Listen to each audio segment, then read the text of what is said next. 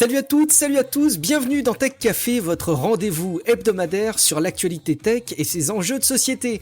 Nous enregistrons cet épisode le 16 février 2021, il fait 7 degrés à Amiens, le Bitcoin vaut 48 726 $, je continue à être présent malgré tout sur Clubhouse et je joue en ce moment à Mario 3D World. Au programme de cette émission préparée par Guillaume Poggiaspala, le programme justement open source bien connu dont l'icône est en forme de plot de chantier et qui permet de lire des médias, VLC, vous le connaissez probablement, prépare sa version 4 et son voyage vers la Lune. D'ailleurs, en tournant notre tête vers le ciel, nous pourrons peut-être y voir prochainement des super calculateurs et en plissant bien les yeux, mais alors vraiment bien, nous pourrions voir la sonde des Émirats Arabes Unis qui gravite autour de Mars pour une année. On en parlera. On parlera aussi des algorithmes d'intelligence artificielle qui font des mathématiques et des génomes de personnes qui n'existent pas encore. Et puis nous aurons ou qui n'existeront peut-être jamais d'ailleurs. Et puis nous aurons bien évidemment d'autres news pour couvrir l'actu tech de la semaine avec Apple, Nvidia, Facebook qui, surprise, veut copier Clubhouse et même des infos sur les jeux vidéo. Je suis Guillaume Vendée, podcasteur technophile enthousiaste et je retrouve celui qui était la tech, ce que les costumes sont au carnaval, auteur du livre Machine de jeu, encore et toujours disponible sur toutes les plateformes. Allez jeter un coup d'œil, ce livre Machine de jeu. C'est Guillaume Poggiaspala. Salut Guillaume. Oui, salut. Les costumes de carnaval, c'est plus ou moins de bon goût, ça dépend des trucs. Il y en a qui sont très bien, mais d'autres, bon. J'ai emmené mon fils à l'école et j'ai croisé quelques déguisements. Il y avait de tout et de n'importe quoi. Mais c'était très rigolo à voir. Sur Apple Podcast, à propos de Tech Café, il est possible de lire l'avis de... Alors, l'avis de... KCTG Winbled. Voilà, je suis désolé, j'ai massacré ton pseudo qui n'est pas facile à citer. En tout cas, tu as dit que Tech Café c'était au top. Tu as mis que c'était un excellent podcast. L'association des deux Guillaume est excellente. Un podcast donc qui mérite d'être écouté. Et j'irai même plus loin. Notre travail mérite probablement d'être soutenu. Vous aimez le fait de voir chaque semaine un nouvel épisode sortir. Vous aimez le sentiment qu'en écoutant Tech Café chaque semaine, vous couvrez une veille complète en matière de tech en 1 heure seulement. Débloquez le succès de soutien ultime en rejoignant notre communauté sur Patreon. Merci bien particulièrement à Jean Delastre, à Nouri Hilo et Stéphane Fanelli qui contribuent à payer les frais liés au podcast et à faire de cette activité un véritable travail. À ce passage, j'ai eu l'occasion d'échanger de nombreuses fois avec certains d'entre vous et je sais que souvent vous avez sincèrement envie de nous soutenir sur Patreon, mais vous dites aussi que dans votre flot quotidien d'activité, vous avez toujours d'autres urgences et puis sincèrement, je vous comprends, on a tous énormément d'autres choses à faire. Allez, et si en entendant ces quelques mots, pour la première fois, vous preniez enfin le temps de nous soutenir dans notre travail, je vous laisse envisager le sujet. Avant d'attaquer toutes nos news qu'on a prévues, on a quelques éléments à chaud, alors notamment suggérés par Mathieu Perret qui anime le compte Instagram Tech Café Podcast dans lequel vous pouvez suivre des relais de l'actualité tech traités en petites vidéos de moins d'1 minute. Donc qui a suggéré qu'on parle d'ailleurs de quelques éléments de sécurité. Ça a laissé place à un petit tunnel de news autour de la sécurité, Guillaume. Il faut qu'on reparle un petit peu de cette attaque dont on a largement parlé dans d'autres épisodes de SolarWinds, qui est probablement une attaque d'ampleur historique, c'est peu de le dire, et on a quelques news récentes autour de cette attaque, on en sait un petit peu plus, on peut un petit peu mieux encadrer ce qui peut être à l'origine de cette attaque, et notamment l'armada d'ingénieurs qui a pu être concernée. Oui, alors là c'est plutôt Brad Smith en fait, le président de Microsoft, qui affirme qu'il s'agit effectivement de l'attaque la plus sophistiquée de l'histoire, rien que ça, et qu'elle a nécessité plus d'1 millier d'ingénieurs. Donc là c'est vraiment industriel, et effectivement c'est du jamais vu, il faut imaginer 1 millier d'ingénieurs, je sais pas, c'est un immeuble entier. C'est fou, 1 millier d'ingénieurs, c'est incroyable. C'est invraisemblable. Et bon, c'est vrai que si SolarWinds est principalement une affaire américaine, finalement, on est loin d'être épargné, parce que notre SolarWinds à nous, en quelque sorte, ça pourrait être Centreon. Centreon, c'est un logiciel de supervision de réseau à distance. C'est pas Patreon, c'est Pas du tout. Non, Patreon, c'est très bien. Centreon, c'est très bien aussi, mais je veux dire, pour là, ils sont un petit peu au cœur de la tourmente. Alors, pas complètement, mais bon, disons que l'ANSSI a annoncé que des hackers russes avaient pénétré plusieurs boîtes informatiques françaises, en particulier des hébergeurs, en passant par les outils de Centreon. Et Centreon, le problème, c'est qu'il a plein de gros clients, puisqu'il a Thales, Orange, Air France, Airbus, Arcelor, EDF, et même le département de la justice. Il y a quelques noms là-dedans qui devraient vous parler. Et quand même, donc, et bon, pour l'instant, toutefois, il n'est pas clair que Centreon lui-même ait été compromis et qu'il ait, comme SolarWinds, distribué des malwares. Il semble plutôt que les attaques aient eu lieu directement chez les victimes, en ciblant les outils de Centreon. Alors, a priori, donc, ça serait pas une attaque de supply chain. Enfin, pour l'instant, en tout cas, c'est pas dit explicitement par l'ANSSI. L'ANSSI ne détaille pas non plus qui a été frappé d'ailleurs, hein, mais l'attaque aurait duré quand même de 2017 à 2020, soit 3 ans, pendant lesquels des backdoors d'au moins 2 types ont été implantés. Et ce qui est vraiment inquiétant, c'est que l'ANSSI nomme directement Sandworm, c'est le groupe russe qui est responsable de NotPetya, et qui est reconnu comme un groupe appartenant au GRU, le Grand Méchant GRU. Et le Grand Méchant GRU, c'est l'unité de cyberguerre russe, qui est reliée directement au ministère de la Défense. Alors, il faut se souvenir, NotPetya, c'est un wiper. Ça se faisait passer pour un ransomware, en fait c'était un wiper, c'est-à-dire un malware qui détruit les données, et Sandworm serait aussi à l'origine d'un blackout en Ukraine, hein, donc ils font des produits potentiellement destructeurs, donc c'est un petit peu inquiétant quand même que l'armée russe se balade en scred comme ça, chez nos boîtes et nos hébergeurs depuis genre 3 ans. Pour faire quoi, on sait pas, pour écouter quoi, on sait pas non plus, donc on a un petit peu notre SolarWinds à nous, et bon, voilà, c'est super, donc... Hein. Il n'y a pas de quoi en être fier, non plus, je pense. En fait, c'est à se demander s'il n'y a pas une masse incroyable d'attaques de ce type et que ce qu'on voit, c'est la partie émergée de l'iceberg et que c'est évidemment très très peu comparé à tout ce qui doit se passer finalement. Bah disons, espérons que non. Oui, espérons que non. Espérons qu'on les détecte tous et qu'il y en a très peu. Qu'on en détecte la majorité, oui, c'est vrai. Alors bon, mais il y en a plein, hein. Effectivement, en ce moment, NotPetya, c'est un nom qui doit te rappeler quelque chose d'ailleurs, hein, puisqu'avec WannaCry, ils s'appuyaient tous les deux sur des failles volées à la NSA pour faire en 2017 l'année, faire de 2017 l'année du ransomware un petit peu. C'était là, peut-être cette année-là que c'est devenu un petit peu la mode, effectivement. Mais bon, ça c'était avant 2020 parce qu'en fait les ransomware sont courants maintenant. Hein, donc on évoquait CD Projekt Red la dernière fois. Et figure-toi qu'ils se sont payés un ransomware dans la gueule. Ils ont refusé de payer pour récupérer le code source de leur jeu. Et c'était pas des petits jeux, hein, parce qu'il y a The Witcher 3, Cyberpunk et Gwent, dont le code source aurait été volé. Et ben ces sources ont été mises aux enchères, figure-toi, sur le dark web, avec une mise à prix de $1 million. Et d'après le malfaiteur, elles auraient même été vendues. Bon après, tu les crois ou pas, rien ne nous prouve qu'ils ont trouvé preneur.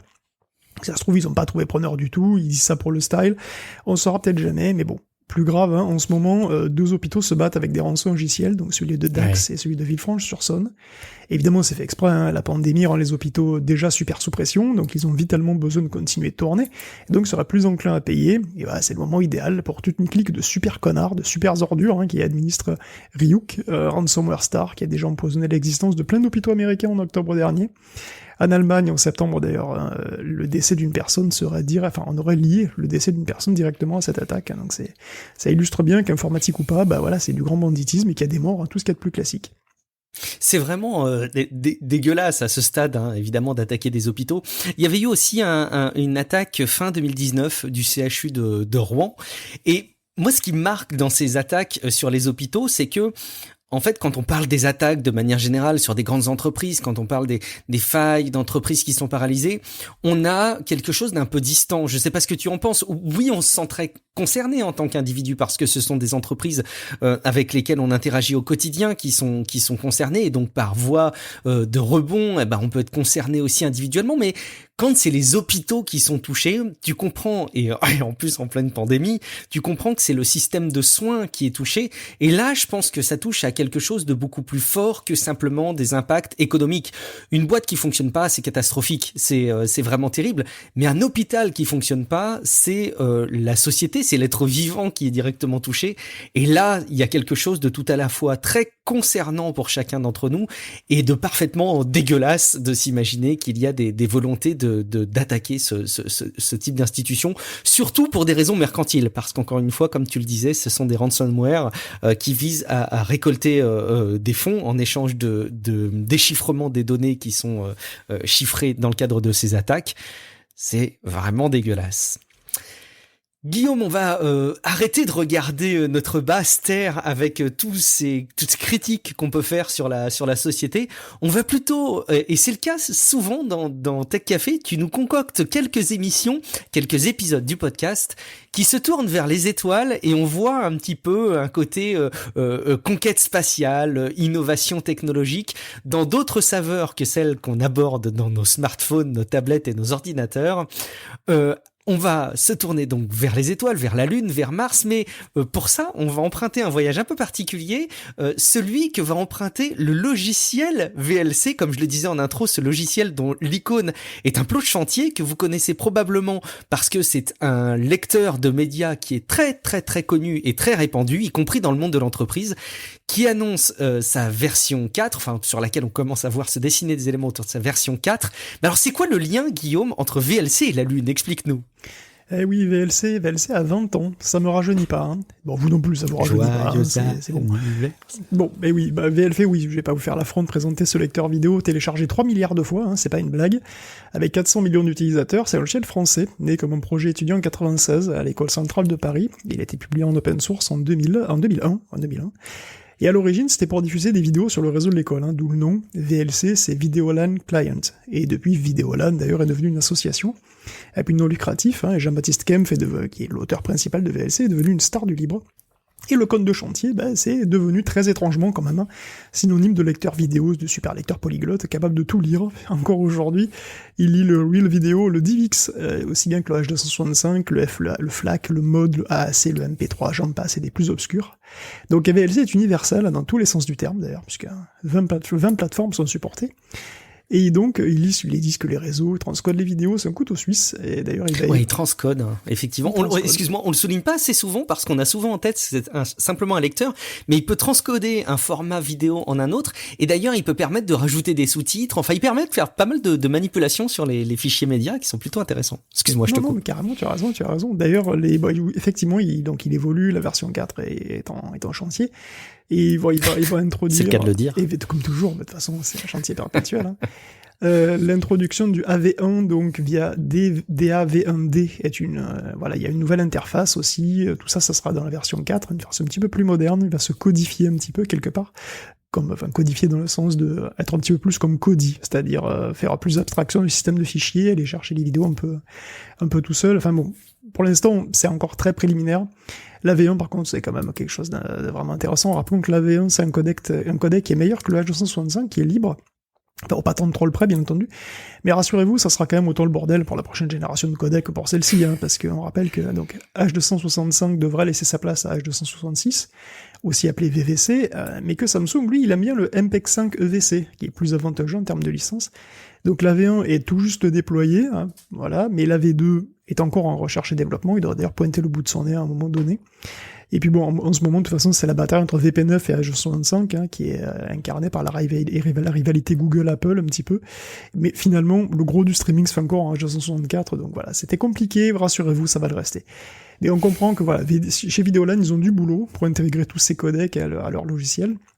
D'autant que l'association est d'ailleurs à l'origine de DAV1D, qui est une implémentation du AV1 qui est plus efficace que l'implémentation de référence, qui est plus précise mais trop lente. Et il y en a une autre d'ailleurs qui s'appelle RAV1E de Xif, parce que le problème du AV1 c'est que ça consomme énormément de ressources, donc il y a plusieurs implémentations comme ça qui naissent de AV1 et qui permettent de, selon qu'on préfère de la précision ou de la vitesse, de choisir un petit peu. Mais bon, voilà, donc bref, VLC a 20 ans, officiellement en tout cas, et ça se fête, hein, l'assaut a eu une idée incroyable, envoyer un code de chantier sur la Lune. Alors pas un vrai, parce que c'est lourd et que ça fait cher le gag, hein, parce que ça sert à vraiment à rien.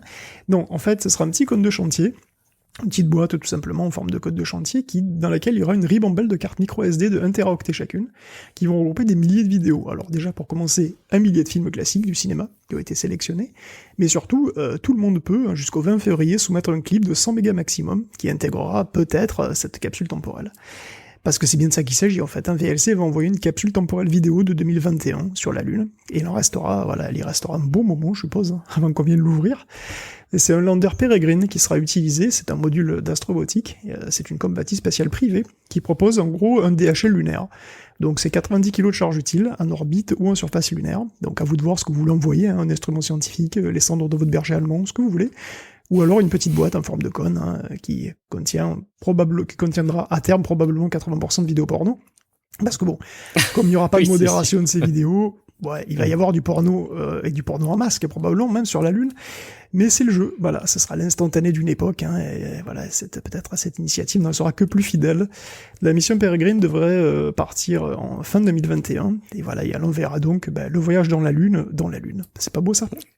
Est-ce que tu vas, toi, Guillaume, contribuer à ce projet? Est-ce que tu as une idée de vidéo que tu pourrais envoyer, mettre à contribution? Ben, en fait, pas vraiment, parce que... Non, pas vraiment, tiens. Je me suis posé la question et moi, j'ai pas trouvé de réponse non plus. Moi, je vais pas envoyer ma tête, hein, donc j'ai pas tellement envie, mais une autre vidéo qui soit pas déprimante de 2020 ou de 2021, un défi. Je me demande si je vais pas faire un petit montage vidéo avec mon chat, moi, pour l'envoyer. Je serais très fier que mon chat le nombre Raymond... de chats. Mais s'il y a des extraterrestres qui trouvent ça un jour, ils vont croire que là, c'est les chats, en fait, qui dominent la planète. Hein. Et est-ce qu'ils auraient si tort que ça, en fait? Bon, effectivement, il y aura du porno, il y aura des chats, et peut-être votre vidéo. On vous laisse soumettre votre segment vidéo. Et franchement, si vous contribuez au projet, que vous envoyez votre vidéo, je serais très intéressé pour que vous nous disiez, alors soit dans les commentaires sur tacafé.fr, soit sur les réseaux sociaux, ou où vous voulez, en fait, que vous nous disiez qu'est-ce que vous avez mis à disposition dans cette vidéo. Vous n'êtes pas obligé de la détailler et peut-être de nous laisser rêver, va savoir. Bon, Guillaume, pendant qu'on a la tête vers les étoiles, il faudrait que tu nous parles un petit peu de ces projets de supercalculateurs qu'on va envoyer en l'air, tout simplement.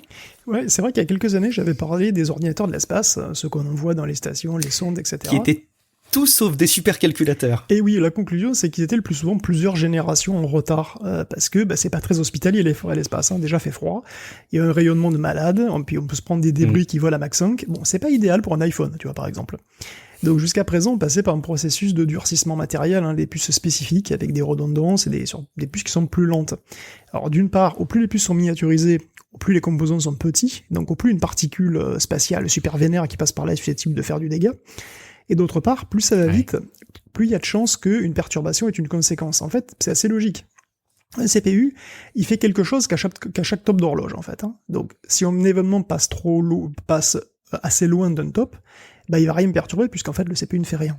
Donc, si les tops sont assez éloignés dans le temps, il y a moins de chances que le calcul soit perturbé. Les trous temporels, en quelque sorte, sont assez larges. Mais si la fréquence augmente beaucoup, les trous sont plus petits. Donc il y a beaucoup plus de chances qu'un événement aléatoire se produise, et pendant qu'il se passe encore quelque chose sur la puce. Et que du coup, ça mette le bazar. Bon, cela dit, c'est quand même frustrant, hein, parce que ça veut dire qu'un astronaute qui veut faire un gros calcul, il doit le demander à la Terre. Et il fait le calcul au sol et qui renvoie le résultat. Donc voilà. Et quand on va pas trop loin, ça va encore. Mais imagine qu'on aille sur Mars. Quand Major Tom appelle, il faut plus de 3 minutes pour que son message atteigne Ground Control, quoi. Et donc, il faut strict minimum 6 minutes pour un simple truc genre « Salut, comment ça va ? Ouais, tranquille, Émile. » Bon, ça fait 6 minutes, et c'est un minimum, en fait. C'est quand les planètes sont le plus proches, je crois. Bref, pour faire des analyses de données un petit peu interactives, c'est mort, quoi. Alors, l'idée, évidemment, ce serait d'envoyer des machines puissantes en orbite, qu'on modifie le moins possible. Et en fait, chez HPE, ils ont eu exactement cette idée-là, ils ont voulu envoyer un serveur de calcul, quasi standard, en fait, sur l'ISS, un peu durci, évidemment, quand même, hein, parce que bon, ne serait-ce que pour le décollage, il faut quand même que ce soit un petit peu solide, vu les jets que ça se prend, mais bon, la fabrication des puces, en fait, reste très classique. Ça s'appelle le Spaceborne Computer, donc c'est un rack, tout simplement, c'est un serveur en rack, et qui est quadruple. Donc il y a une redondance en orbite, donc en fait il y a deux machines qui font le même calcul en orbite, et il y a aussi la même machine sur Terre comme témoin. Donc c'est pour faire un test évidemment que tout se passe bien. Et en plus de la redondance, le serveur utilise donc évidemment des codes correcteurs d'erreurs, etc. Donc beaucoup de trucs logiciels, et il est aussi capable de modifier sa vitesse. Donc il y a des capteurs en fonction des événements, s'il y a plus ou moins de rayonnement, et en fait il est capable de ralentir pour minimiser le risque d'erreur, et de reprendre un train plus standard quand c'est plus calme. Et finalement, le Spaceborne Computer, il devait tester cette idée, il devait rester 1 an, hein, tester cette idée, voir sur la durée, voir quelle est la durée de vie du produit en conditions réelles, quoi, dans un environnement qui est quand même un peu protégé, puisqu'on n'est pas dans le vide spatial, on n'est pas à l'extérieur, ils sont à l'intérieur comme les humains, quoi. Mais bon, c'est quand même relativement difficile pour des machines. Et finalement, ça s'est pas trop mal passé, hein, puisque cette année, HP va envoyer le Spaceborne Computer 2 vers l'ISS, hein, le 20 février. Le 1 a été une réussite, hein, il est resté opérationnel une année entière, et le 2 est 2 fois plus puissant, et surtout il intègre une GPU. Et le but, ce sera de l'utiliser pendant 2-3 ans. Donc, le GPU, évidemment, pourra faire tourner des trucs bien plus mastoc, hein, des plus grosses simulations, du deep learning, etc. Et si ça marche bien, ça ouvrira peut-être la porte à beaucoup plus de puissance de calcul dans l'espace, plus d'autonomie, du coup, pour les satellites et les prochaines missions, les missions spatiales longues, loin, vers Mars, par exemple. Il sera possible de faire des prévisions météo in situ, des analyses qui viennent de tous les capteurs de la station, tout ça en temps réel, ou de l'imagerie médicale. Enfin voilà, évidemment, les applications sont infinies. Donc c'est extrêmement important pour l'autonomie des futures missions spatiales. C'est captivant de voir que la conquête spatiale se pose des questions assez proches du terre à terre, de se nourrir, de boire, de survivre, d'avoir chaud, etc. Mais qu'on en vient à des époques où il devient important de se poser la question de comment embarquer de la puissance de calcul informatique. Si c'est pas là un signe qui montre à quel point on est devenu dépendant, et je dis pas ça sous l'angle de la critique, hein, c'est quelque part très positif, dépendant de ces ordinateurs et de ces capacités de calcul pour étudier, pour comprendre, pour analyser les choses, c'est quand même très révélateur et je trouve ça presque poétique dans un sens.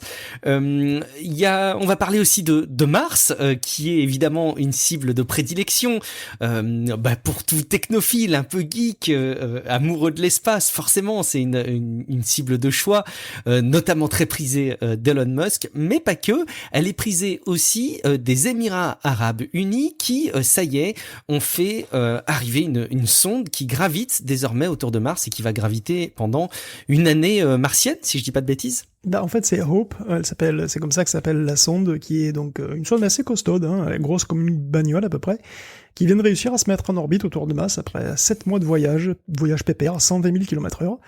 Bon, plus pépère en tout cas que la phase de mise en orbite, hein, qui a consisté en un coup de frein de 27 minutes pour diviser sa vitesse par 7, donc ça fait quand même pas mal. Tout s'est bien passé, voilà, là évidemment tout s'est passé en full automatique, hein. Hope sera bientôt capable de tirer le portrait complet de la planète Mars, donc effectivement en 9 jours. En fait, elle opère une révolution en 55 heures.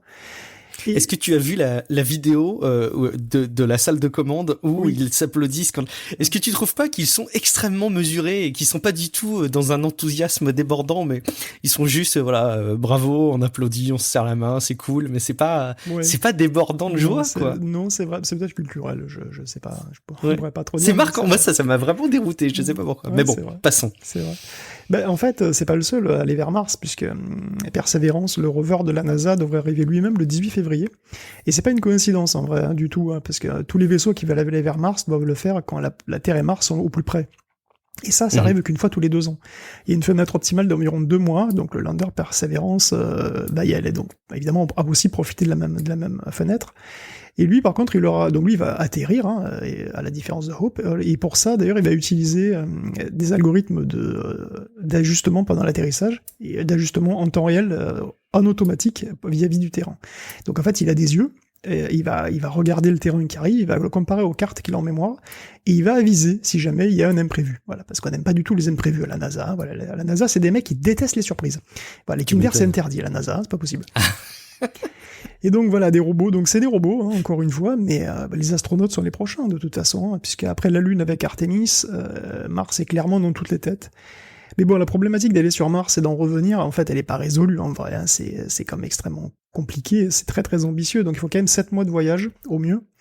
Et donc ça veut dire qu'il faut du carburant pour la décélération là-bas, il faut du carburant pour l'accélération du retour, et aussi du carburant pour le freinage de retour sur Terre. Et en vrai, ça fait beaucoup de carburant, ça fait entre 1000 et 4000 tonnes. Donc ça, c'est méga lourd. Et envoyer des trucs méga lourds en orbite, c'est pas facile. Faut voir que, souvenez-vous, à Falcon 9, c'est 22 tonnes en orbite basse de charge utile. La prochaine fusée SLS de la NASA, ce sera 105 tonnes, et ce sera à peu près du même ordre pour le Starship de SpaceX quand il sera opérationnel. Puisque de toute façon, ni Starship ni SLS ne sont prêts, de toute façon, donc 100 tonnes c'est bien. En fait, ça fait quand même minimum 10 voyages, et c'est vrai, ça fait beaucoup, ça fait donc extrêmement cher aussi. Donc il y a un nouveau rapport de l'Académie des sciences qui estime que Mars restera inatteignable sans une nouvelle technologie de propulsion. Il sera nécessaire en gros de passer par une propulsion nucléaire. Bon, alors ça veut dire quoi ? En gros, les moteurs de fusée actuels, ils sont à ergol liquide. Alors les ergols, en fait, ce sont des couples de composés chimiques qui brûlent ensemble. Donc par là, je veux dire comme l'oxygène, de l'air et le butane. Alors, on craque une allumette, c'est-à-dire on met de l'énergie, et ça fait démarrer une combustion dans laquelle l'oxygène et le butane brûlent en donnant du CO2 et de l'eau. Dans une fusée, on peut pas compter sur le vide spatial pour fournir quoi que ce soit. Donc il faut se démerder. Donc c'est un peu comme si on devait emporter à la fois le butane et l'oxygène pour pouvoir faire le barbecue en orbite, tu vois. Et bon, évidemment, on utilise des couples oxydant-réducteurs plus efficaces et plus pratiques que des bouteilles de but à gaz, mais finalement le principe est le même. Donc c'est une réaction chimique de combustion où on expulse violemment une masse de gaz pour partir dans la direction opposée qui est, en général, celle où on veut aller. Bon, ça c'est bien, mais pour aller sur Mars, d'après l'Académie, c'est pas trop suffisant, et elle préconise de passer par un propulseur nucléaire, et là il y a 2 gros principes. Alors le premier, ça ressemble un peu à la propulsion classique, puisqu'elle consiste à éjecter du gaz violemment, sauf que là, c'est super violemment. Et pour être super violent, il faut super chauffer un truc super froid. Bon, et en plus... C'est un cassoulet qu'il faut manger. C'est violemment cassoulet. En fait, dans le vide spatial, c'est pas dur de maintenir des trucs au frais, puisque c'est déjà très très froid. Donc en gros, si t'as de l'hydrogène liquide sous la main, tu le fais passer dans un réacteur nucléaire à 3000 degrés, et là, ne t'inquiète pas, ça va se détendre très très violemment, et le gaz il va s'éjecter vénère. Donc de manière encore beaucoup plus rapide qu'avec une propulsion chimique, et donc ça fait un moteur plus puissant. Donc ça, c'est une possibilité. Bon, après, il y a la possibilité de faire des moteurs ioniques. Donc en gros, là, le réacteur nucléaire, il est utilisé pour faire de l'électricité, comme sur Terre. Donc comme dans les sous-marins, on peut le faire, on sait le faire. Et en fait, on va utiliser cette électricité pour accélérer, toujours très violemment, des pauvres ions de xénon, par exemple, qui seront précipités vers la sortie. Donc ces deux propulseurs utilisent un carburant, enfin les deux, il y a même deux carburants, le truc qu'on éjecte, donc le xénon ou l'hydrogène liquide. Puis techniquement, il y a aussi l'uranium ou autre qu'on va utiliser, mais bon, ça c'est une fois pour toutes. Alors le truc, c'est que comme c'est plus puissant, on en utilise moins. Et du coup, ils estiment qu'il y aurait besoin de moins de 500 tonnes, ce qui est quand même mieux que 4000. Alors le souci, c'est qu'il faut mettre au point ces moteurs, voilà, en évitant de faire un mini Hiroshima à chaque raté. Et donc on se souvient de la méthode Musk, et la méthode Musk, c'est globalement, on lance le truc et on voit si ça pète, et là ça le fait pas du tout, quand on parle de réacteur nucléaire. Tu vois, ça c'est pas du tout possible. Donc la méthode, les moyens, et les délais, c'est les délais NASA, qui sont nécessaires. Donc c'est, 20 milliards de dollars au moins pour un voyage potentiel en 2039, à condition de commencer immédiatement. Quand je dis immédiatement, c'est dès la fin de l'émission, voilà, tout de suite ce soir. Alors vous me direz, justement, Elon, qu'est-ce qu'il compte faire? Parce que il a quand même bien l'intention d'y aller sur Mars. En grosso modo, Elon, lui, il compte sur une stratégie complètement différente, sur le fait que Starship va lui permettre de réduire drastiquement les coûts de mise en orbite. Et donc, globalement, s'il faut 3000 tonnes de carburant, ainsi soit-il. Voilà, de toute façon, ça coûte que quelques centaines de millions. Donc en gros, on met un Starship en orbite, celui qui va aller sur Mars, et on le remplit petit à petit. On fait plusieurs voyages, et puis comme ça coûte pas très cher, c'est pas tant pis. Alors la NASA, elle peut pas trop se permettre de faire ce genre de truc parce qu'elle a pas de lanceur low cost. Et donc elle est en gros condamnée à révolutionner le mode de propulsion des fusées pour espérer poser des petits gars sur Mars. Donc ça montre au passage les deux grands types, tu vois, enfin la grosse différence, c'est les grandes philosophies, et ça montre que les grandes agences gouvernementales ont quand même toujours une place dans la course à l'espace, et voir qu'elles seules peuvent se permettre d'envisager certaines avancées. La propulsion nucléaire, en fait, c'est pas à la portée d'une entreprise, c'est à la portée d'un État très riche. Encore aujourd'hui, SpaceX ne peut pas se permettre de révolutionner le truc fusée, de vraiment fondamentalement les moteurs fusées. Donc bon, voilà. Enfin, en tout cas, quoi qu'il en soit, on voit bien qu'elle est gambadée sur la planète rouge, c'est quand même un gros challenge, c'est pas pour tout de suite. Et bon, voilà, même si Elon va plus vite, il faut que Starship soit fini, qu'il soit fiable, qu'il soit rentabilisé, qu'il soit fabriqué en grande série, avant qu'il puisse se lancer, donc de toute façon, c'est pas non plus pour tout de suite. C'était quand les échéances annoncées par Elon Musk pour aller sur Mars? Mais c'est des échéances. Quand on met échéance et Elon Musk dans la même phrase, faut toujours se méfier. Mais je me rappelle plus quelles étaient ses dernières prévisions. Il est capable d'avoir promis ça avant 2030. Mais okay. Bon. On en est très loin. On en est très loin, et pourtant ça paraît de plus en plus proche parce qu'on en parle très souvent, mais évidemment c'est important de remettre les pieds sur terre, toute blague mise à part, et de se rendre compte des enjeux qu'il peut y avoir. La question que je me posais, c'est, en t'écoutant, c'est admettons qu'on se place dans un univers complètement fictif où les entreprises privées ont accès à des technologies nucléaires. Est-ce que Elon Musk et notamment évidemment SpaceX préféreraient développer des stratégies nucléaires que de faire de maintenir des méthodes de bourrin à base de propulsion à ergol? C'est difficile de toute façon de répondre à la question parce que c'est vraiment trop théorique et c'est trop éloigné de la réalité de se projeter dans cette situation-là. Mais je sais pas, j'ai la naïveté de penser qu'ils préféreraient passer plus de temps et itérer dans le développement de quelque chose autour du nucléaire. Mais oui, enfin, je veux dire, non, mais le problème c'est que c'est beaucoup trop dangereux, c'est tout. Il y a aucune chance, si tu veux, enfin, ça coûterait extrêmement cher, ça prend énormément de temps, le retour sur investissement est très très lointain. Et c'est des choses qu'on peut pas vraiment se permettre si on a des impératifs, à moins d'avoir à côté une source de financement monstrueuse et d'avoir les bonnes accréditations, mais c'est énormément d'obstacles, quoi. Donc pour l'instant, il est quasi impossible qu'une entreprise privée se lance dans un truc comme ça. C'est comme s'il y avait, je sais pas moi, un sous-marin nucléaire Boeing, tu vois. Enfin, je veux dire, non. Enfin, les technologies nucléaires, c'est des technologies qui sont développées sur des décennies, quoi. C'est bon. Écoute. On va garder ça de côté, on va pas s'en préoccuper tout de suite, mais c'est évidemment captivant de voir les avancées des uns et des autres et de voir surtout cette complémentarité et le fait que la NASA a toujours sa place dans cette stratégie, ce que tu as bien souligné. On change de rubrique et on change de sujet, même si on reste sur des réflexions assez fondamentales. Tu voulais nous parler des dernières annonces en matière d'intelligence artificielle avec des algorithmes qui sont capables de faire des maths mieux que notre prof du collège et du lycée, Guillaume. Non, absolument pas. Je suis sûr de pas du tout. Non, en fait, les algorithmes peuvent faire des conjectures mathématiques à la demande. Ça c'est apparemment c'est une nouveauté. Et c'est la Ramanujan Machine. Donc il y a Srinivasa Ramanujan qui était un mathématicien indien. Alors il est mort jeune, le pauvre, et c'est dommage, car il était incroyablement doué. Entre autres, il est à l'origine d'une flopée de formules de calcul de constantes, en particulier de pi, qui sont loin d'avoir été toutes démontrées de son vivant d'ailleurs. Si vous êtes intéressé, il y a un film sur lui qui s'appelle L'homme qui défiait l'infini, ou The Man Who Knew Infinity en VO. Et bon, bref, voilà, il y a un nouvel algo de l'université de Cornell qui permet de générer à l'infini des conjectures calculatoires sur pi, e, zeta, etc. En fait, c'est une simple fonction d'une constante, enfin une formule simple d'une constante, je sais pas moi, 27 sur pi carré ou un truc comme ça, d'un côté, et elle est matchée plus ou moins par force brute, avec une fraction continue de l'autre. Donc le tout peut fonctionner de manière distribuée, ce qui fait que vous pouvez vous-même faire tourner l'algo et trouver des formules, qui donc pourraient être vraies, mais c'est pas sûr. Même s'il y a de grandes chances, l'algo en fait ne prouve rien. Donc il faut prouver vous-même à la mimine que c'est bon. Alors ça peut tout de même se révéler utile, parce que si on connaît pas grand-chose à une constante, il y a des structures auxquelles on n'aurait pas pensé, qui peuvent être découvertes comme ça, mais il n'y a pas du tout de deep learning là-dedans, justement. C'est ça qui est intéressant, c'est que c'est pas une IA du tout qui fait des maths, c'est un algorithme beaucoup plus standard. Par contre, du deep learning, il y en a dans cette nouvelle méthode aussi pour générer des génomes artificiels. Alors, comment on génère des portraits artificiels avec, par exemple, This Person Does Not Exist, donc qu'on a parlé, qui génère des portraits, des photos. Le principe est le même. On montre plein d'exemples témoins, d'exemples de génomes, un algorithme, un point de deep learning, et ensuite, lui, il en génère des crédibles. Mais ces génomes n'appartiennent à aucun humain en particulier. Alors attention, c'est pas un génome entier pour l'instant. Ce sont des séquences qui sont quand même longues de plusieurs millions de paires, donc c'est quand même pas mal. Et c'est pas 3 milliards non plus. Et si tu les fais analyser, en fait, ils passent carrément sans problème pour des bouts de génome humain réels. Alors je vous rassure, le but, c'est pas du tout de générer, de fabriquer un humain artificiel avec un génome artificiel, pas du tout. Le but, ce serait plutôt de fabriquer des génomes modèles qui appartiennent à personne, et donc pour lesquels on n'a pas de soucis éthiques. Voilà, des soucis de vie privée, des soucis de confidentialité, etc. Donc à terme, en fait, il y aura plein d'études en biomédecine et même en génétique des populations qui pourraient être faites sans avoir recours à des donneurs. Et donc ça simplifierait énormément les choses.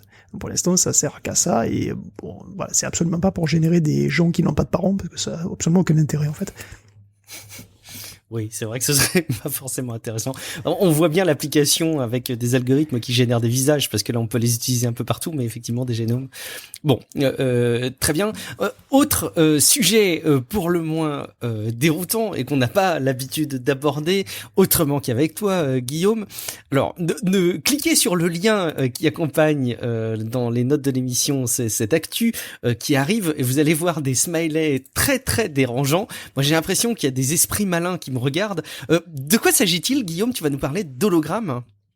Ouais, je veux parler d'hologramme. Alors, l'holographie, effectivement, pourrait subir très prochainement une véritable révolution. Alors, l'holographie, c'est quoi, déjà? D'ailleurs, c'est vrai, c'est une bonne question. Donc, c'est une technique photographique qui permet d'encoder plus d'infos sur la pellicule, en fait, globalement. Donc, quand on fait une photo, quand on prend une photo normale, imagine une photo noir et blanc, pour simplifier. En fait, on récupère sur un capteur ou une péloche la lumière réfléchie par un objet, et donc son intensité elle est plus ou moins forte selon les endroits de l'objet, et bon c'est ça ça fait la photo, quoi. Bon, maintenant en holographie, on peut aussi récupérer des informations qui sont non seulement liées à l'intensité de la lumière, mais aussi sur son déphasage.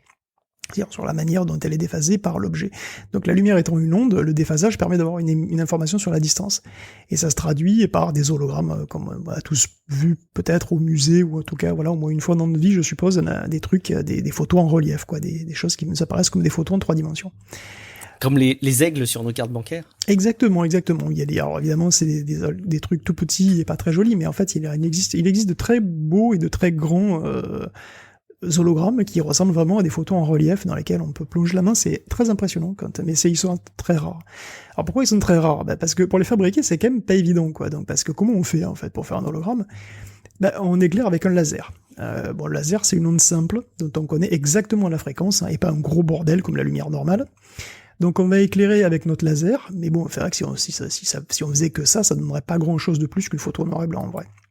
Donc ce qu'on fait, c'est que on va séparer le faisceau laser en deux. Donc la première moitié du faisceau va directement sur la plaque photo, direct, et la deuxième, elle va éclairer le truc à photographier avant d'aller, elle aussi, sur la plaque photo.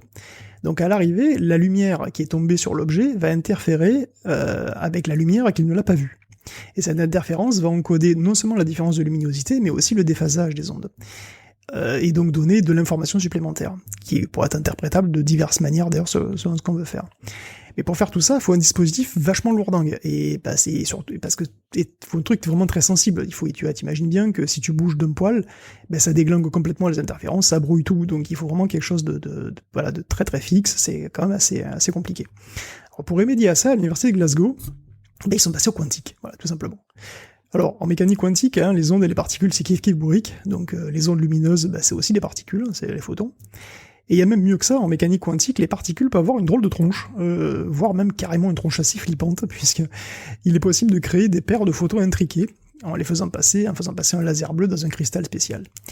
Alors, paire de photons, c'est une façon de parler finalement, parce que c'est ce qu'on voit, on voit qu'il y a deux photons, un photon qui part à droite, un autre photon qui part à gauche, donc ça c'est ce qu'on voit, mais en fait, ces deux photons sont une seule et même particule. Alors la preuve, c'est que si on agit sur le photon de droite, le photon de gauche en sera perturbé instantanément. Alors la distance entre les deux, balèque. Et ces deux machins, en fait, sont décrits par une seule fonction d'onde. Et si on y réfléchit, le fait que la distance ne compte pas du tout pour eux est carrément effrayant. C'est-à-dire, c'est ça qui a fait dire à Einstein que ça s'appelait, Einstein a même carrément appelé ça « action à distance qui fait peur », je cite. Et oui, ça fait peur, si tu y réfléchis. Mais il faut pas trop réfléchir à ça. Les chercheurs, eux, évidemment, ils ont pas peur de ça, évidemment, ils connaissent toutes les équations et tout, et ils pensent surtout que bon, qu'est-ce qui se passe? Si les photons sont intriqués, ça veut dire qu'il n'y a pas besoin de les faire se réunir pour qu'ils interagissent en réalité.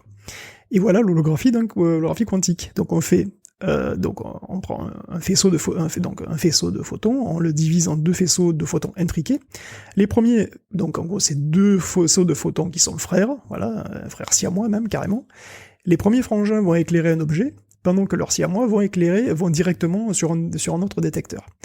Et comme ils sont liés, les infos passent de l'un à l'autre, et le phénomène d'interférence, en fait, se fait à distance.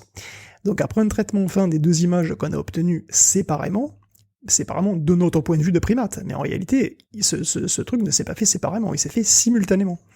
En fait, on peut obtenir, avec ces deux images, qui se sont faites à distance mais simultanément, on peut obtenir autant d'informations qu'avec un hologramme standard.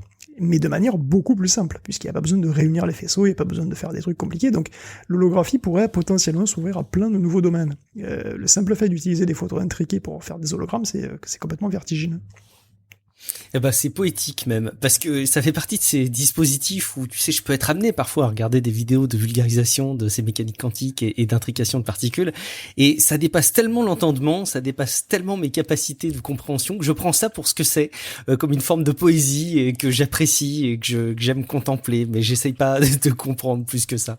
Bon, une question qui va te paraître peut-être débile, mais les photons qui sont comme ça divisés en deux photons intriqués, est-ce qu'on peut les rediviser eux-mêmes, ces photons qui se divisent en d'autres sous-frères siamois? J'imagine que non. C'est une excellente question, ça. Peut-être que si. D'accord. Et auquel cas, est-ce qu'il y a une limite un jour? Parce que j'imagine qu'au bout d'un moment, si tu découpes des photons en deux, enfin plutôt, j'ai bien compris qu'on les découpait pas. En fait, le truc, c'est que l'impression que j'ai, c'est que quand tu fais passer les photons bleus là à l'intérieur du cristal, ça leur fait perdre de l'énergie, donc ça fait deux photons qui sont d'énergie moindre. Okay. Et donc ça voudrait dire qu'il faudrait trouver des photons, il faudrait trouver des cristaux qui font la même chose. Bon, honnêtement, je pense que je sais pas exactement si c'est possible, parce que techniquement, évidemment, il faudrait trouver des cristaux qui font ça. C'est extrêmement compliqué, mais je suppose que si t'as deux particules intriquées, est-ce que tu peux en faire deux autres particules intriquées? A priori, je sais pas, sans doute que oui. Ouais. Ça a sans doute une limite, de toute façon, dans l'intérêt et dans les capacités. Mais tu peux intriquer plus de deux particules, de toute façon. Hein. Oui, ok, oui, bien sûr. Alors, Ok, a très bien. priori, tu peux intriquer autant de particules que tu veux. Il se peut très bien que le système de particules, un système de particules peut être décrit par une seule fonction de onde et elles peuvent être intriquées à ce niveau-là. Donc, oui, c'est tout à fait, je pense que c'est possible. Bon, je te dis, pour moi, c'est de la poésie à l'état pur, et merci pour cet instant de poésie, Guillaume. On va fermer le livre de poésie pour retomber sur des choses plus bassement matérielles, qui touchent plus directement les appareils qu'on a l'habitude d'aborder au quotidien. Allez, on va parler un petit peu d'Apple, qui travaille, une fois n'est pas coutume quand même, avec TSMC sur des micro-LED, des affichages. Oui, bah oui, la dernière fois, on parlait des possibles probables hypothétiques lunettes de réalité augmentée Apple. Donc il s'est attendu avec une résolution 8K. Étourdissante de 8K par œil, et je m'en étais ému, parce que ça voulait dire une densité de pixels colossale, que je voyais pas possible de fabriquer à court terme. Et ben voilà, Tipa, que cette semaine, le Nikkei Asian nous apprend qu'Apple s'est allié à TSMC pour fabriquer de nouveaux super écrans. Donc ils auraient tous les deux un labo secret au nord de Taïwan, dans le district de Longtan. Et le complexe aurait été enregistré en 2014, mais c'est en 2020 qu'il a explosé. Donc Apple aurait engagé plein de gens, des douzaines d'ingénieurs, de chercheurs qui viendraient du Japon, de Taïwan, d'AU Optoelectronics en particulier d'ailleurs. Et bon, Apple et TSMC ont déjà collaboré pour le M1 de manière étroite, et là, ils co-développent carrément une chaîne de fabrication pour des écrans micro OLED. Et donc, c'est des écrans qui devraient être donc ultra minces, ultra légers et de moins de 1 pouce, et de haute résolution. Donc c'est peut-être, les écrans dont je doutais de l'existence sont donc possiblement en train d'être conçus à Longtan. Cela dit, d'après le Nikkei, ils sont encore en phase de mise au point, donc ça veut dire qu'il faudra encore attendre 2 ans, peut-être même plus avant qu'ils soient produits en grande série, parce que s'ils sont en phase de test, c'est pas pour demain. D'ailleurs, Apple développe aussi des écrans micro-LED, cette fois pour les machines classiques, les iPhones, les iPads, donc ce seraient des écrans qui seraient à peu près au minimum niveau de la phase de développement, et donc voilà, donc c'est quand même super excitant, parce que, encore une fois, 8K c'est beaucoup, il faut se rendre compte, c'est même carrément pas loin d'être suffisant dans le sens où c'est suffisant parce qu'après tu vois plus les pixels. Les casques Pro Vario, donc dont j'ai peut-être déjà parlé, ils ont donc 2 écrans, ils ont un écran secondaire qui est donc à la résolution maximale, donc résolution à la limite de résolution des yeux, et c'est ils disent 70 pixels par degré. Donc à la limite de l'acuité visuelle, a priori. Bon, si on prend un écran de 8000 pixels de large, sur un champ de vision de 115 degrés, donc horizontal aussi, qui est aussi celui du Vario en l'occurrence, ça fait pratiquement 70. Donc, mais cette fois, c'est 70 pixels par degré sur tout le champ de vision. Alors que c'est qu'au centre pour le Vario, pour le reste c'est un écran standard. Soit dit en passant, le Vario coûte une fortune aussi, donc voilà, et donc ça voudrait dire que potentiellement les casques Apple seraient Retina Display, c'est-à-dire on verrait plus du tout les pixels, donc avec ces petits calculs à la louche en tout cas, donc ce serait vraiment incroyable, t'imagines, ça serait fou quoi. Ce serait bluffant, évidemment. Ça fait partie de ces secrets qui sont bien gardés par Apple. Et d'ailleurs, on sait, la culture du secret, c'est évidemment très fort dans cette entreprise, au point que, a priori, tout cela n'est que rumeur. On vous parlait dans les derniers épisodes du fait que Apple aurait travaillé avec Hyundai et plus particulièrement la filiale Kia pour une voiture Apple. Mais j'en parle à l'imparfait parce qu'a priori, tout cela est terminé. A priori, les discussions et les travaux sont suspendus.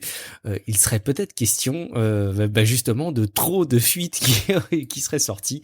On va savoir si c'est vraiment la vraie raison. On va savoir si tout cela était bien fondé. En tout cas, quitte à avoir partagé ces rumeurs, autant partager leurs compléments.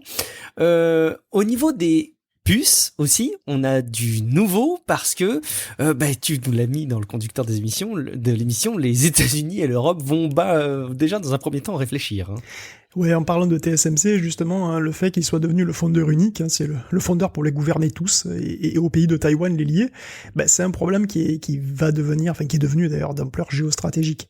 Et ça se voit ces derniers temps de manière douloureuse, il y a plus de puces. Donc en tout cas, pas pour tout le monde. Et il y a tout le monde qui crie famine d'ailleurs, Apple, Qualcomm, Sony, AMD, Nvidia, mais aussi Fiat, Chrysler, Toyota, comme on en parlait. Donc c'est à tel point que l'administration Biden est en train de se pencher sur la question. Bon, moi je sais pas trop ce qu'ils vont bien pouvoir faire, les pauvres, puisque Intel est depuis loin le plus gros fabricant de puces du pays, mais il a son propre marché. Il peut rien pour Apple, Texas Instruments, Broadcom non plus, et Micron fait pas de processeur, donc bon. La Semiconductor Industry Association a suggéré à Biden de mettre dans son super stimulus, cette espèce d'enveloppe de qui a passé, qui n'est pas encore confirmé bien entendu, de 1900 milliards, donc il pourrait y avoir une enveloppe conséquente pour la recherche dans le domaine, et bien sûr des aides à quiconque voudrait se lancer dans la construction d'usines, parce que bon, le monde des semi-conducteurs est complètement globalisé, hein, les chaînes d'approvisionnement sont bien établies, les acteurs sont hautement spécialisés, ils sont très très efficaces, et ces chaînes elles sont beaucoup en Asie, voire exclusivement en Asie, hein, sur certains secteurs comme le haut de gamme, le mobile. Mais il y a Samsung et TSMC en gros qui se partagent le marché. Donc Intel est en gros producteur bien sûr, mais il fait pas de mobile.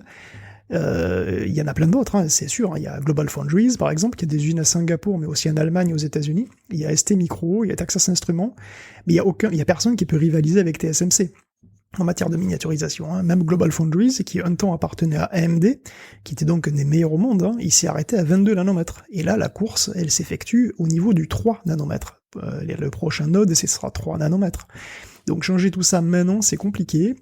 Et bon, frappé comme tout le monde par la pénurie et la réalisation de sa dépendance, hein, je suppose, l'Europe souhaite se doter d'usines de semi-conducteurs top niveau, donc moins de 10 nanomètres, voire jusqu'à 2 nanomètres, donc c'est carrément un node du futur.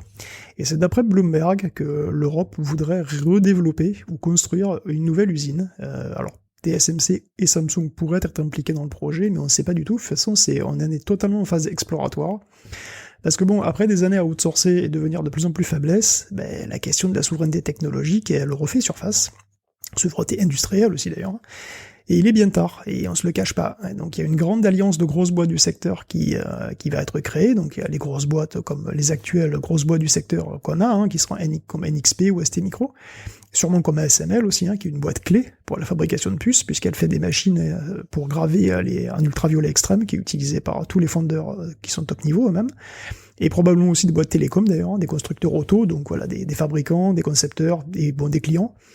Mais bon, Peter Wenick, hein, qui est PDG d'ASML, souligne bien que c'est très louable de vouloir réinvestir dans la sphère des composants, mais ça peut pas se faire en une semaine, hein, ni en une année en fait, même pas en 2 ans non plus.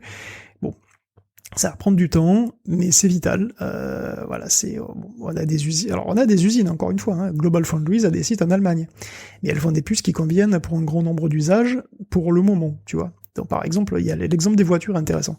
Jusqu'à présent, les constructeurs auto, ils n'avaient pas besoin de toute dernière puce du marché, tu vois. Ils pouvaient faire, voilà, pour leur truc dans les tableaux de bord ou leur ordinateur de bord. Bon, une puce en 22 nanomètres, ça peut suffire largement, tu vois. Mais les besoins évoluent, ils évoluent très vite.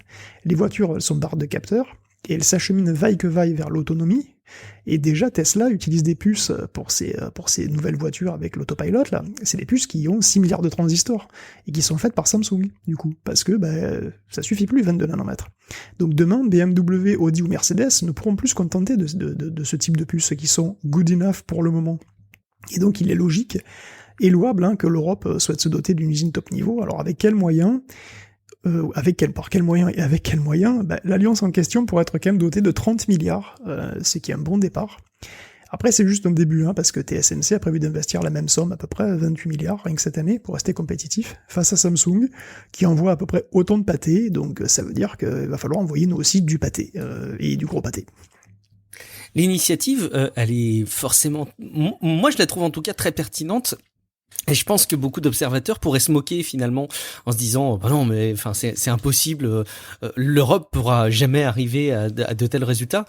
Moi, je fais partie des gens qui trouvent que c'est hyper positif pour l'équilibre géopolitique, comme tu le disais tout à l'heure, d'en avoir l'initiative. Mais effectivement, les ressources font un peu limité, quoi. Ou en tout cas, effectivement, comme tu le dis, pour un démarrage, ça paraît peut-être intéressant, mais il faut inscrire les choses dans le temps avec des budgets durables. Et évidemment, c'est compliqué parce que avant de voir vraiment les résultats de ces investissements sur des sujets comme ceux-là, la temporalité, elle est bien différente que dans d'autres sujets, évidemment. Facebook, on va en parler un petit peu parce que de leur côté, ils veulent tout. Ils ont essayé d'avoir leur smartphone. Bon, en fait, c'était un launcher Android. Hein, je sais pas si vous vous rappelez de ça, mais ils voulaient leur propre smartphone, donc qui a pas trop convaincu.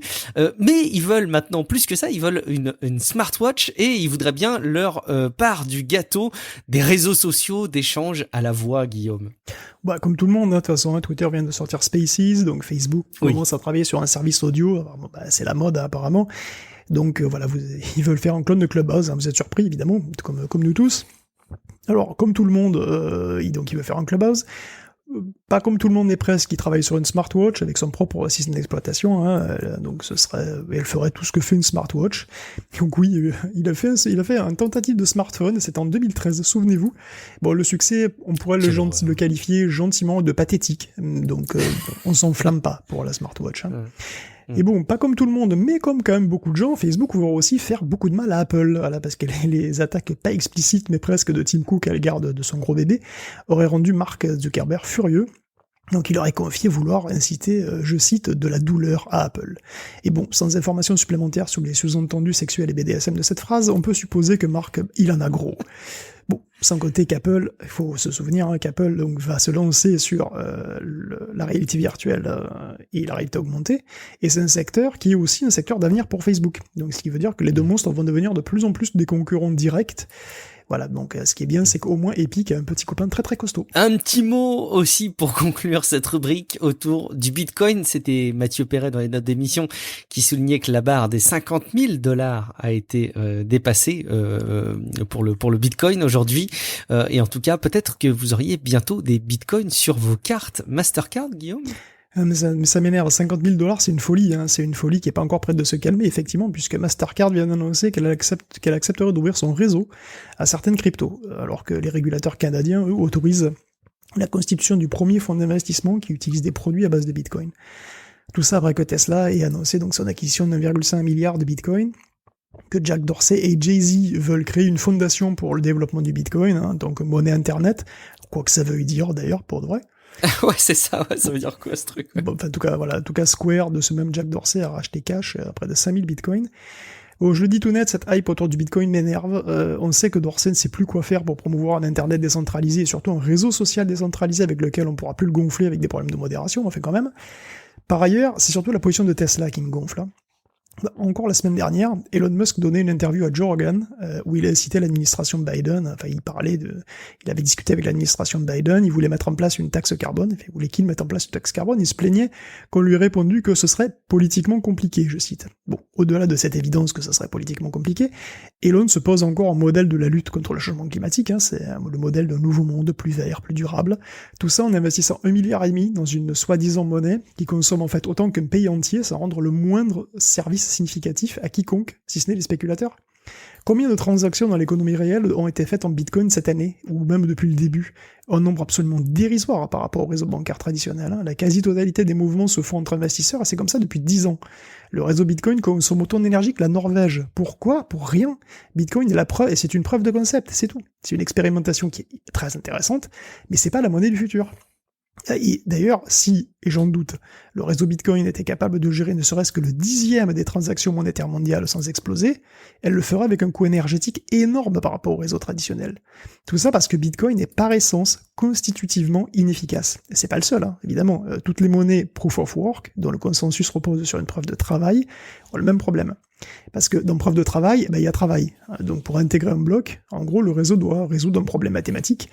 Mais attention, c'est un vrai problème mathématique qui fera pas avancer la science, c'est un problème stupide, c'est un problème trivial. Il doit inverser une fonction cryptographique qui est faite justement pour pas être inversible. Donc comme il peut pas le faire, par design, efficacement, du coup il le fait par force brute. Donc il y a des millions de machines qui travaillent à faire ce travail inutile, et voilà, qui dit gros calcul, dit beaucoup d'énergie gaspillée. Alors je connais les arguments classiques, hein. Les puces deviennent de plus en plus spécifiques et rapides avec le temps, c'est vrai, mais là encore par design du Bitcoin. La complexité du problème croît elle aussi avec le temps, et de même on me rétorquera que la plupart des fermes utilisent de l'énergie renouvelable ou des surprises centrales. Bon, étant donné que la majorité des fermes sont en Chine, déjà je demande à voir. Et quand je tombe sur des fermes de minage basées sur des portables de jeu, je m'étouffe. Et c'est véridique. Il y a une courte vidéo de visite sur Twitter où il y a un mec qui a fait une farm de Bitcoin avec des PC, je sais pas, c'est PC médions. Donc t'as des portables comme ça, en randonnion, qui minent du Bitcoin sur des 3060. Allez-y, hein, c'est dans les notes des vidéos, c'est véridique. Mais bon, bref. Surtout, de toute façon, quoi qu'il en soit, en quoi consommer de l'énergie renouvelable, c'est un argument. C'est toujours de l'énergie gaspillée, hein, fût-elle verte. Même si c'est de l'énergie géothermique ou électrique, elle pourrait être utilisée de manière plus utile, genre pour s'éclairer ou faire cuire des trucs. Donc Bitcoin utilise énormément plus d'énergie que les réseaux classiques parce que eux, ils utilisent beaucoup moins de calculs par transaction, tout simplement. Et le design de Bitcoin l'empêchera toujours d'être efficace. Et parce que l'inefficacité, en fait, fait partie de son design. Il faut un obstacle au node pour empêcher qu'il intègre n'importe quoi. Donc ça veut dire qu'il faut artificiellement le challenger. Tout ça pour dire que ça ne peut que me faire marrer que Tesla investisse dans une crypto qui, j'en suis quasi sûr, brûle plus de charbon qu'elle utilise d'énergie solaire, faut pas déconner. Donc c'est une belle hypocrisie, surtout quand il est possible de simplement regarder un petit peu plus loin que le bout de son nez. Parce que finalement, tout cet engouement autour du Bitcoin, c'est franchement hallucinant, elle ne soulève aucune question. Le Bitcoin monte, donc on fonce, on essaie de pomper du pognon, et tout le monde s'en bat les steaks de l'environnement en vrai. Alors, pourtant, il y a des alternatives, on pourrait promouvoir ou faire de la recherche ou miser juste sur des cryptos avec des algorithmes de consensus différents. Voilà, essayer de voir si on peut pas faire monter des cryptos proof of stake. Mais non, évidemment, tout le monde se rue comme des moutons sur le Bitcoin, ça m'attriste parce que ça veut dire qu'on n'a pas évolué d'un poil depuis 2018. Qui parle d'Ethereum 2 ? Ethereum 1 est Proof of Work, comme le Bitcoin. Mais la version 2 est Proof of Stake. Elle consomme énormément moins d'énergie, et au lieu de s'intéresser aux alternatives et à la recherche sur le sujet, non, continuons à consommer des gigawatts pour inverser les trilliards de SHA 256 aléatoires, c'est beaucoup plus intéressant, voilà. Continuons à emmerder les joueurs aussi en achetant des cartes graphiques par douzaine, allons-y, et voilà. Et évidemment, Elon Musk encourage ça comme un abruti. C'est d'ailleurs paradoxal parce qu'évidemment, il est le premier à prendre des arguments protecteurs de l'environnement dans ses actions et donc ça discrédite profondément son action. L'impact des crypto-monnaies sur la pénurie de cartes graphiques, on arrive à la mesurer aujourd'hui. J'ai toujours un petit peu de mal à faire le lien. J'imagine que elle est claire et nette. C'est évident. De toute façon, c'est vrai, dans les notes de l'émission, effectivement, il y a un lien vers un tweet dans lequel on voit des photos. Le mec a acheté des douzaines, peut-être des centaines de portables de jeux qui n'iront pas aux joueurs. Et de toute façon, pratiquement toutes les cartes graphiques qui ont suffisamment de mémoire peuvent être utilisées pour miner. Enfin, les cartes récentes. Donc ça veut dire que s'il y a des cartes, évidemment, il y a une carte 3060 ou 3070 ou 3080 qui apparaît, elle est prise par un mineur, c'est clair et net. Il y a une énorme, il y a un énorme truc. En plus de la pénurie de composants, il y a le truc, ce qui fait que le marché est le pire, et historiquement, c'est le pire marché pour la carte graphique qu'on ait jamais vu. Bon, en tout cas, concernant les crypto-monnaies et leurs usages, il y a des discussions assez intéressantes. Moi, où j'ai appris certaines situations dans certains pays, mais c'est des discussions qui ont lieu dans la rubrique crypto-monnaie de notre serveur Discord. Donc, si vous n'êtes pas encore présent sur notre serveur Discord, vous avez le lien tout en haut des notes de l'émission et je vous invite bien évidemment à venir discuter sur ce sujet et sur tous les autres sujets qui sont abordés dans Discord.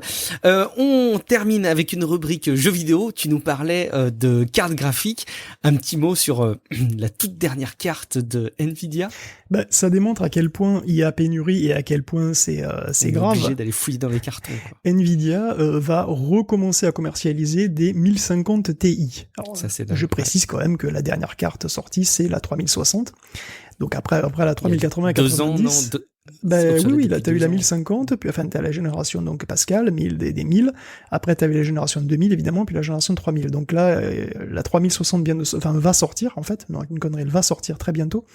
Mais on sait très bien qu'il n'y en aura pas. On sait très bien que ce sera pas possible. Et donc, globalement, on est obligé de se tourner vers des vieilles gloires, comme la 1050 Ti, qui est une carte vénérable, qui est évidemment beaucoup moins puissante qu'une 3060, mais qui peut se servir pour faire du gaming de base, on va dire, et qui a un atout assez paradoxal, c'est qu'elle a 4 gigaoctets de VRAM, ce qui est suffisant pour jouer à certains trucs, enfin pas en 4K évidemment, c'est quand même une carte qui a 3 ans et qui était déjà entrée milieu de gamme, donc on pouvait pas jouer en 4K avec, mais bon quand même. Ce qui est intéressant, c'est qu'elle a que 4 Go de RAM et que donc ça veut dire qu'elle ne peut pas miner de l'Ethereum puisqu'elle a pas assez de mémoire, et ça c'est très bien parce que ça veut dire que les mineurs vont la laisser tranquille. Et donc, ce sera réservé exclusivement, de facto, pour les gamers, puisque les mineurs auront bien mieux. 1050 sera probablement commercialisé à un prix très compétitif et sans aucun doute acheté en majorité par des OEM qui vont les intégrer pour des configurations d'entrée de gamme, mais c'est toujours mieux que rien. C'est un peu l'iPhone SE des cartes graphiques, quoi. Bon, c'est peut-être proportion gardée, évidemment. Un petit mot, pendant qu'on y est, sur la génération d'avatars, d'humains digitaux avec des restitutions graphiques bluffantes. J'ai hâte de pouvoir personnaliser mon personnage à outrance dans les futurs jeux de rôle en vidéo, Guillaume, dans les futures machines. Ouais, deux trucs qui sont arrivés donc chez Epic. Donc Epic avait racheté Cubic et Trilateral et ils ont, enfin donc c'est des boîtes qui faisaient des humains réalistes et qui animaient comme ça des humains réalistes. Et ça, bon bah c'est devenu une sorte de service en fait que va proposer Epic. Donc grosso modo, si vous voulez faire si vous voulez intégrer des êtres humains dans votre jeu qui ont à peu près le niveau de qualité de, je sais pas, Death Stranding par exemple, eh ben au lieu de payer une fortune, tout simplement pour le faire vous-même ou pour l'outsourcer, eh ben vous pouvez l'acheter, vous pourrez acheter ça comme un service sur l'Epic Games, enfin, sur l'Epic Games Store, en tout cas sur dans le mode, enfin le truc de l'Unreal Engine, et donc vous pourrez utiliser comme ça de très très beaux, enfin allez voir les vidéos, c'est très impressionnant, hein. Et ce sont des modèles qui seront donc utilisables dans les jeux moyennant finance, mais ce sera beaucoup plus facile pour les studios d'intégrer des humains réalistes. Et ce sera aussi beaucoup plus facile pour les studios d'intégrer le DLSS, puisque le DLSS 2.0 va faire partie intégrante de l'Unreal Engine, il sera disponible comme une option donc sur le store de l'Unreal Engine. Donc le DLSS 2, qui sera donc probablement intégré à pratiquement toutes les prochaines productions avec l'Unreal Engine, ce qui est extrêmement intéressant puisque le DLSS 2 c'est vraiment incroyable, hein. Ça permet d'économiser, enfin ça permet de diviser par deux la puissance graphique nécessaire pour avoir un jeu vidéo tout en ayant une qualité quasiment impossible à distinguer d'une qualité native, quoi. C'est vraiment incroyable. Donc c'est une excellente nouvelle que le DLSS se démocratise.